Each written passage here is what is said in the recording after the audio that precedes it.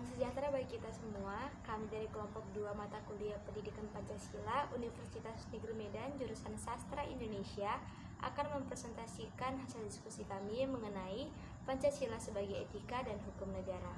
Saya dan rekan-rekan saya akan mempresentasikannya secara bergantian. Nama saya Emi Pepoyosa Bangun. Saya akan membahas materi yang pertama, yaitu mengenai hakikat etika. Etika adalah ilmu yang membahas tentang kita dan pikiran kita tentang ajaran moral tertentu. Menurut Kamus Besar Bahasa Indonesia, etika adalah ilmu tentang apa yang baik dan apa yang buruk, dan tentang hak dan kewajiban moral atau akhlak.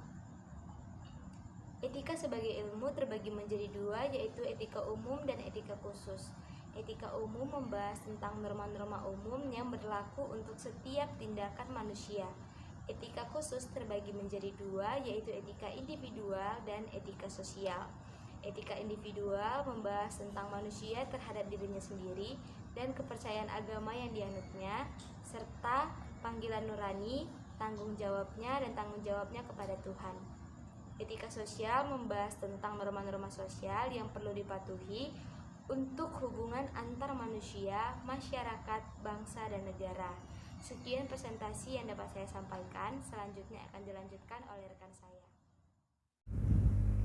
Baiklah, saya Calvin William akan melanjutkan presentasi kami mengenai pengertian nilai, norma, dan moral. Nilai adalah kemampuan yang dipercayai yang ada pada benda untuk memuaskan manusia. Sifat dari suatu benda yang menarik minat seseorang atau kelompok. Nilai bersumber pada budi yang mendorong dan mengarahkan atau motivator sikap dan hubungan manusia. Nilai sebagai suatu sistem merupakan salah satu bentuk sistem di samping sistem sosial dan karya. Pandangan para ahli tentang nilai-nilai yang terdapat di masyarakat, yaitu Alport mengidentifikasikan nilai-nilai yang disediakan dalam kehidupan masyarakat dalam 6 macam, yaitu nilai teori, nilai ekonomi, nilai estetika, nilai politik, dan nilai religi. Nilai yang ditentukan sebagai pedoman menentukan kehidupan setiap manusia. Nilai manusia berada dalam hati nurani, kata hati, dan pikiran sebagai suatu keyakinan dan kepercayaan yang bersumber dari berbagai sistem nilai. Norma adalah suatu perwujudan martabat manusia sebagai makhluk budaya. Norma merupakan suatu kesadaran dan sikap luhur yang dikehendaki oleh tata nilai untuk dipatuhi. Oleh karena itu, norma dalam perwujudannya adalah 1. Norma agama, 2. Norma kesusilaan, 3. Norma hukum, 4. Norma sosial, dan berikutnya adalah moral. Moral diterima dari kata mores yang sinonim dengan kesusilaan, kelakuan, dan kelakuan. Moral adalah ajaran tentang hal baik dan buruk yang dibahas tingkah laku dan perbuatan manusia. Seorang pribadi yang taat pada aturan-aturan, kaidah-kaidah, dan norma-norma yang berlaku di masyarakat dianggap sesuai dan berlaku dengan moral. Jika sebaliknya yang terjadi, maka dianggap tidak bermoral. Moral adalah perwujudan dapat membentuk peraturan dan prinsip benar, terpuji dan mulia. Moral dapat membentuk kesetiaan, mengatur terhadap nilai dan norma yang mengikat kehidupan bermasyarakat, berbangsa, dan bernegara. Saya Ervanita Putri Sitohang sebagai penyaji selanjutnya akan menjelaskan tentang etika Pancasila dan Pancasila sebagai hukum negara. Baik, yang pertama ada etika Pancasila. Etika Pancasila itu sendiri pun ialah etika yang mendasarkan penilaian baik dan buruk pada nilai-nilai Pancasila, yaitu nilai ketuhanan, kemanusiaan, persatuan, kerakyatan, dan keadilan. Etika Pancasila berbicara tentang nilai-nilai yang sangat mendasar dalam kehidupan manusia. Nilai yang pertama yaitu nilai ketuhanan. Secara garis besar, nilai ketuhanan ini mengandung makna bahwa negara melindungi setiap pemeluk agama untuk menjalankan ibadahnya sesuai dengan ajaran agamanya. Nilai ketuhanan ini menghasilkan nilai spiritualitas dan ketaatan. Yang kedua ada nilai kemanusiaan, mengandung makna bahwa setiap warga negara mendapatkan perlakuan yang sama di mata hukum, menempatkan manusia sesuai dengan hakikatnya sebagai makhluk Tuhan, menjunjung tinggi nilai kemanusiaan, bertingkah laku sesuai dengan adab dan norma yang berlaku di masyarakat.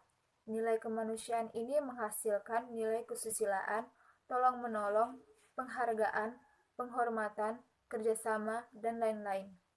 Yang ketiga, ada nilai persatuan, mengandung makna bahwa seluruh penduduk yang mendiami seluruh pulau yang ada di Indonesia ini merupakan saudara, tanpa pernah membedakan suku, agama, ras, bahkan adat istiadat atau kebudayaan. Yang dimana nilai-nilai yang terkandung di dalam ini, masyarakat Indonesia menjaga persatuan dan kesatuan bangsa Indonesia, rela berkorban demi bangsa dan negara, menumbuhkan rasa senasib dan sepenanggungan. Yang keempat ada nilai kerakyatan. Nilai kerakyatan ini mengandung maksud bahwa setiap pengambilan keputusan hendaknya dilakukan dengan jalan musyawarah dan mufakat. Melakukan musyawarah artinya mengusahakan putusan bersama secara bulat, baru sesudah itu diadakan tindakan bersama, mengutamakan kepentingan negara dan masyarakat. Nilai kerakyatan ini menghasilkan nilai yang berbeda, kesetaraan, dan lain-lain. Yang kelima ada nilai keadilan, mengandung maksud bahwa setiap penduduk Indonesia berhak mendapatkan penghidupan yang layak sesuai dengan amanat Undang-Undang Dasar 1945 dalam setiap kehidupan. Nilai yang terkandung di dalam nilai keadilan ini bersikap adil terhadap sesama, menghormati dan menghargai hak-hak orang lain. Kemakmuran yang merata bagi seluruh rakyat Indonesia. Selanjutnya adapun materi tentang Pancasila sebagai hukum negara.